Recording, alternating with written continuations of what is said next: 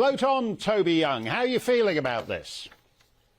Well, I'm feeling good about the fact that PayPal has restored my personal account and the accounts of the Daily Skeptic and the Free Speech Union. But of course, we're not going to rely on PayPal. I mean, I trusted them once. I'm not going to trust them again. And I've said to PayPal, look, the only circumstances in which I'll use your payment processing facilities again is if you restore the accounts of all the individuals and organizations you've cancelled for purely political reasons. And you promise never to do that again. And I don't think that's very likely, Mark. So I think the next step is to lobby for a change to the law to make it illegal for financial services companies to withhold services from customers because they don't like their politics, provided those politics are perfectly lawful.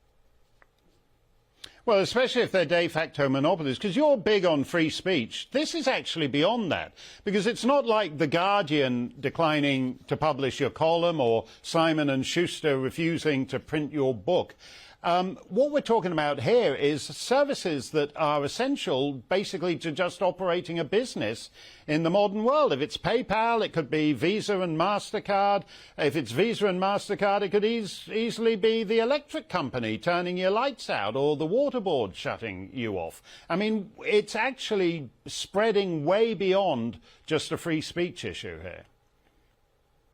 It is. I mean, what we're seeing, I think, Mark, is the emergence of a Chinese-style social credit system in the West.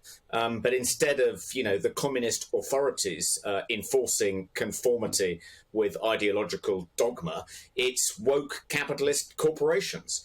I think though this was a new low because in the past, I think we've all heard about people being cut off by companies like PayPal because they express contentious views about things like the mRNA COVID vaccines. But I think this is the first time an organization that actually defends people's right to express contentious views, to exercise their free speech, has actually been shut down. So it's a new low. If the Free Speech Union isn't safe, if it's not considered acceptable by PayPal for an organization to stand up for people's right to exercise free speech in the public square, then, nobody's safe. That's actually a very important point, Toby.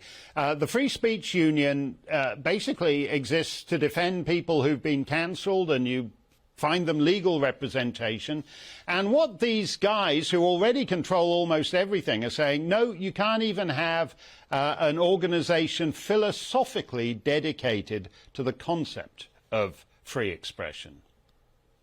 Yeah, it is extraordinary. I think PayPal really overreached here.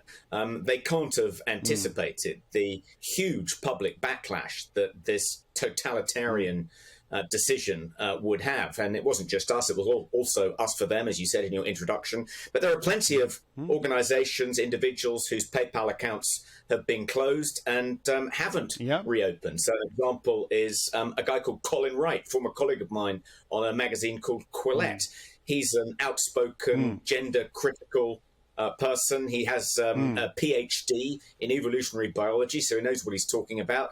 He maintains that sex is binary and immutable. Who knew that would be, politically incorrect? But it is. His PayPal account was closed. When he asked PayPal why they closed his account, they said, we're not going to tell you, and if you want to know, you're going to have to subpoena us. There are countless people like that who've been shut down by PayPal, and, it's not enough for them to restore the accounts of the Free Speech Union and the Daily Skeptic. We need them to restore all those other accounts they've shut down as well, and to stop doing it.